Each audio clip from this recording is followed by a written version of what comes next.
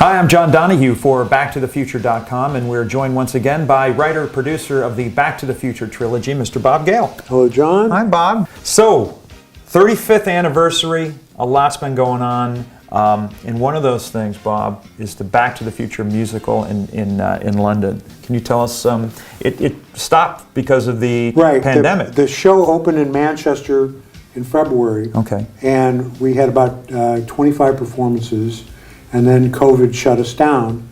And the good news is that we are resurrecting in London at the Adelphi Theatre for previews, and then the actual opening date. BackToTheFutureMusical.com is where you can find all the information, where you can buy tickets, and, you know, knock on wood, I'll do that, that COVID isn't a problem for us. But if it is, there is a guarantee on your tickets. You're able to exchange it for another night. And as I say, knock on wood, that'll all be behind us. Back to the Future, the musical, will be followed a few months later by a original cast album. It's going to be released by Sony Music. So if you can't get over to London to see it, you'll at least be able to get yourself the CD or download the tracks and get a sense of what we are doing. We know there's a way. Use your mind. You gotta just promise me I'll be back in time. Gotta get back in time. Will there, like, at some point be a DVD or a Blu-ray so people who can't get to London will be able to experience this in the future? We don't have any plans for that. Okay. Because this really is, it really is designed for the stage. And the experience that you have watching it on the stage is like nothing else. Now, will we ever see the musical on Broadway in the future? We hope so. Yeah. It's our intention that we'll get the show mounted again in London, and we got some inquiries about bringing it to Broadway after folks saw it in Manchester. But Broadway's got to reopen as well, and it looks like Broadway's going to be taking even longer to reopen than London's West End. We're talking about a German production. We've been in talks with Asia to have a Korean and a Japanese version. So, believe me, we are exploring all venues, all languages, all cultures, all countries, because we want to bring Back to the Future, the musical, to you, to the world, wherever you are. Exactly. You saw it, and you were. How much of a part of the musical were you? A huge part. The book was written by me. Okay. I was there for every rehearsal. I worked closely with the director. Bob Zemeckis and I got this thing off the ground. Really started working on it back in 2008. We were the ones that brought Al Silvestri and Glenn Ballard, the lyricist, on board. They've been with the show from the very beginning. See, I didn't realize Alan Silvestri had. Oh yeah. Great. Yeah. He co-wrote the songs with Glenn, Wow. and there is score in the show that will be familiar to all of our fans. That's amazing, and great reception to the Huge musical. reception, fantastic. Fans went nuts. Believe it or not, I met people who had never seen the movie. I know it's hard to believe. It's insane. And their first exposure to it was the musical. And we designed the musical so that if you have not seen the movie, it works perfectly as a musical, regardless. If you only saw the movie one time way back in 1985 or 1986, and you've forgotten a lot about it, doesn't matter. If you're more familiar with the movie, even better. There's lots of shout-outs to the movie. It's not a literal retelling of the movie. We wanted to make it work for the stage, so things like the terrorist chase, skateboard chase, can't do those things on the stage. Having a dog, problematic. Having a baby, problematic. So Einstein and Baby Joey, sorry, you don't get to see them. But if you want to see Einstein and Baby Joey, pop in the new Blu-ray 4K. You got a 4K brand new into 4K. your machine, and there they are. Right, in your so you can do that in your living room. The Hollywood History Museum, they just opened up an exhibit of Back to the Future. Is it not? I haven't been there yet because they had to shut down because of COVID. But it's a whole floor for Back to the Future? It's not a whole floor, but it's about half of the floor. Okay. It's all Back to the Future stuff. Includes the Back to the Future car from Part 3, on loan from Bill and Patrick Shea in Massachusetts, a replica of the Part 1 car, some costumes, lots of props, lots of memorabilia, and again, get that new 4K set, or if you don't have 4K, the Blu-ray set, we have a 10-minute featurette where I give you a tour of the exhibit. So if you can't get out to Hollywood to the museum, you can at least see that. No idea when they're going to be able to reopen the museum. They keep changing the rules around here in California. I don't know, Yeah. but we understand that so many people did not get a chance to see it that we renewed the insurance for wow. another year. So the show will be up there on exhibit at least until next November. Okay. So let's hope and pray that the museum will be open and folks will get a chance to experience it. For the 36th anniversary. Or it'll still be the 35th. Yes, that's right. So we just lost Elsa Raven. So wonderful, Wonderful in Back actress. to the Future. She's Saving the the Clock Tower woman. Save the clock tower! Save the clock tower! Mayor Wilson is sponsoring an initiative to replace that clock. And it is a testament both to her ability and her talent, as well as Bob Zemeckis as a director, that here's a person that appears in the movie. I don't think she's on the screen for more than a minute, but everybody remembers her. Shaking the can. Shaking and- the can, Yeah. you know, being obnoxious with her fanaticism about saving the clock tower. And you can say the clock tower woman in Back to the Future. Everybody knows who you're Everybody talking knows who about. she is. So she made an appearance at the opening of the exhibit, Hollywood Museum in December. I think that might have been her last public appearance. She was in a wheelchair, she had a caregiver, but she was able to belt out a very robust, save the clock tower. That's great. My relationship with the Back to the Future fans, I'm just so appreciative of them. They've all been so loving and so responsive that I've been very impressed and very grateful to have been part of it. So on the we're here 35 years into Back to the Future. What have you and Robert Zemeckis, what's made you smile the most from fans, or anything memorable that any of the fans have done or said to you both that might just stick out in your mind? Look, just the fact that we're still here and people are still talking about it, are still interested in it, the fact that we've got this musical that is, people are clamoring for it. I mean, it's just, I pinch myself every day. I mean, how many films have this kind of longevity? Not only the longevity of the films, but the fact that all this merchandise keeps on coming out. People who were kids when they saw the movie, you know, now they're running the toy companies and they're saying, this is the toy I wanted to have when I was a kid, let's make it. And so we get all this great stuff. It just, one of the most touching things that anybody said to me about Back to the Future was when I was over in Manchester for the musical, a guy recognized me. It was before a performance, and he said, you know, I attribute Back to the Future with saving my life. And I said, whoa. I mean, people told me that it inspired them to become a writer or a musician or scientist or whatever, but what does that mean? How did we save your life? He said, well, I had a very rough childhood. He said my father would beat me up. And my refuge was to go up in my room where I had a VHS tape of Back to the Future and also one of Ghostbusters. And he said when I needed to escape my reality, it was Back to the Future and Ghostbusters that kept me grounded and kept me sane and gave me hope. So I would have to say that was pretty touching and something I'd never heard before. Yeah, we definitely, especially now, 35 years later, we still need the magic of the movies. So I know, We do. Back to the Future is a great, all three of them, and Ghostbusters, they're great escapism and great fantasy, and these are the movies we need. They are. Right now. 'Cause, They are. You know, just we're in short supply. We need to be happy. So these are great films. So thank you for everything you've done, Bob, with those. So there's a new Marvel show on Disney Plus, Bob. It's called WandaVision. A friend of ours at American Costumes sent us this picture.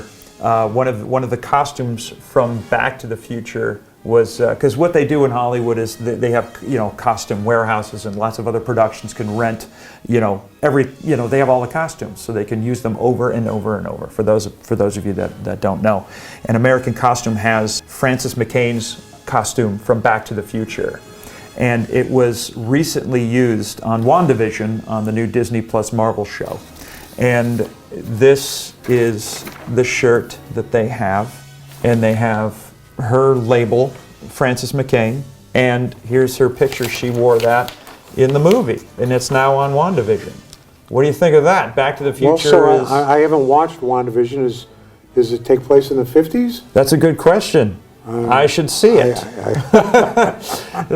But how cool is it that Back to the Future, I'm sure that Sears sold a whole lot of these shirts back in the day. It's got her tag. You think that would be in the damn museum? Why is it an American Costume? So that American Costume can rent it. Get that out of there. Make more money. Yeah. Well, it's a nice little Easter egg for those of you who like WandaVision. We'll have to watch that. Well, there you go. So we're talking about keeping the fire trails burning, keeping like we have Back to the Future, the musical. We have all kinds of toys and souvenirs and products for Back to the Future, books and all kinds of things. Fans are doing podcasts, recreating the movie. Have you heard any of the Back to the Future podcasts or seen any kind of recreations of the film? I've been a guest on some of these podcasts for the promoting the 35th. Mm-hmm. But the thing that somebody did that kind of blew me away was the recreation of Back to the Future Part 2 with 88 different clips, where 88 people were given 45 seconds of the movie to recreate in whatever way they wanted. And then they put the whole thing together, and it's a remake of Back to the Future Part 2 in all these different styles. And some of them are really creative and wonderful, and some of them are absolutely abominable. But the energy of it and the whole insanity that somebody could do this and put all this stuff together, it's pretty impressive. That's fun. It's fun seeing the fans, just. And now I hear that there's something called Project 85, which is sort of the same concept applied to the first movie. So I guess they broke it up into 85 pieces, and we'll have 85 different takes on that. In terms of other things that we can look forward to, two things I want to mention. Mm-hmm. The Discovery Channel is doing a show called Expedition Back to the Future, starring Christopher Lloyd and Josh Gates, who is the host of the Discovery Expedition series. Great Scott. And in this series, which I believe is 4 parts, Josh teams up with Doc Brown in search of the DeLoreans from the movies. What they find, I'm a guest star in it. You'll see cameos by James Tolkien, by Harry Waters Jr., by Don Full-Love, Leah, and it's a lot of fun. It's going to be a lot of fun. What a great concept. Yeah, and then Netflix has their series called The Movies That Made Us. Oh, they're going to do a Back to the Future They've done version? it. They've shot it. Wow. And that's a quality show. it's a great Those show. Are great. It's great.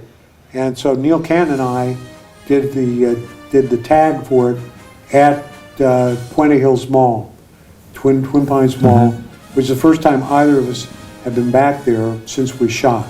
So that was kind of a trip going back there. And Universal commissioned several animators to create little 30-second reviews of their favorite scenes. I think there's 8 of them. And you can find those on backtothefuture.com. Very creative stuff, each one in a different style. Each person took a different scene. And a lot of fun. And again, the love that we feel from the fans, it's beyond belief.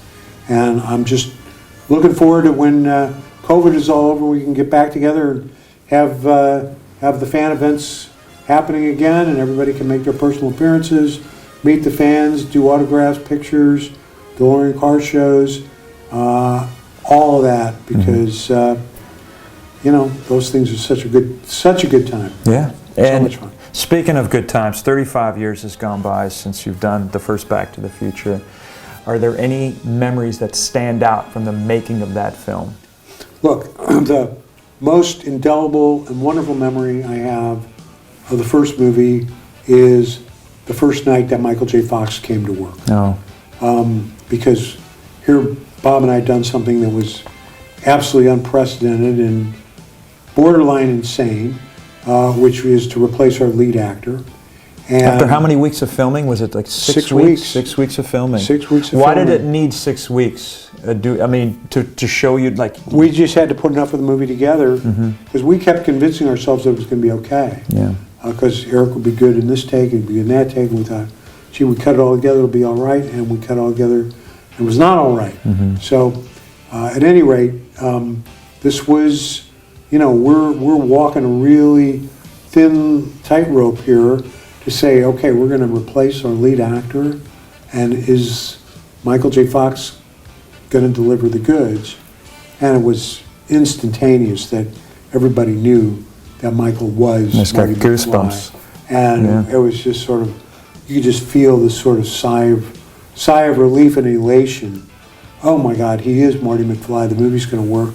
We're going to be okay. Yeah. And so, I can imagine 6 weeks of shooting. That's a lot of money. Paying crews. yeah, paying $4 million. everybody. Yeah. Wow. $4 Just for million. that. Yeah. Wow. Are there any shots in the film that are over the shoulder of Eric Stoltz to Doc Brown that we might not know of? Well, everybody talks about the fist that hits Biff in the cafe when Marty preceding the skateboard chase. We think that might be Eric Stoltz's fist. Yeah. So, 35 years, we've seen a lot. We're going to see a lot more, I'm sure. I mean, I can't imagine what we're going to find at the 40th when we're going to be sitting on this couch.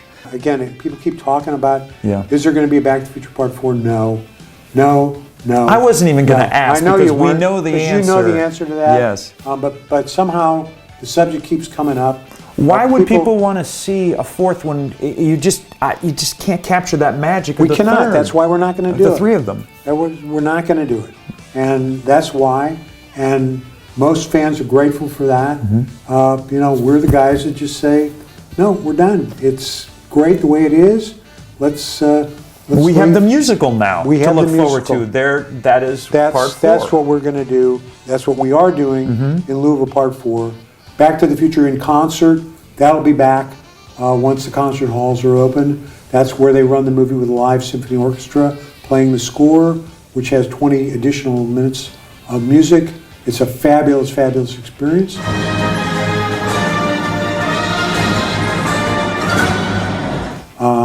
I recommend that to anybody. I recommend going to hear a full symphony orchestra no matter what, because Yeah. that's a fabulous experience. But when they're playing Back to the Future, it's even better. Yeah, So- I agree.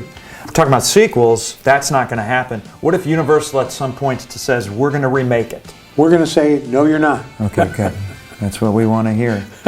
Well, Bob, thank you again for joining us. Always a pleasure, John. Always a pleasure to sit down with you. Thank you. And, Same here. 35. We'll see you for the 36th anniversary of Back to the Future. We'll do this again Let's keep somewhere, doing it, Bob. somehow, Somehow. someplace in the space-time continuum. There you go. Let's keep the fire trails burning. They will. That's our theme. Great All right. Scott. Well, thanks again, Bob. And thank all of you here at BackToTheFuture.com. And we hope we'll see you for more Back to the Future for the 36th, 37th, and on anniversaries.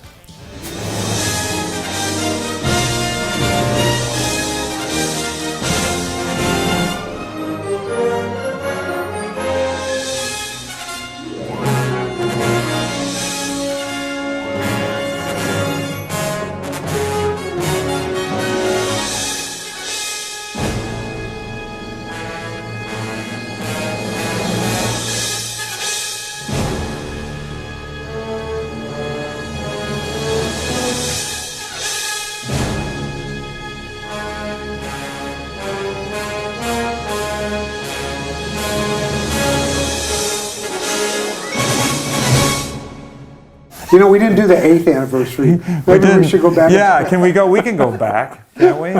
We'll change our clothes. We'll dye our hair.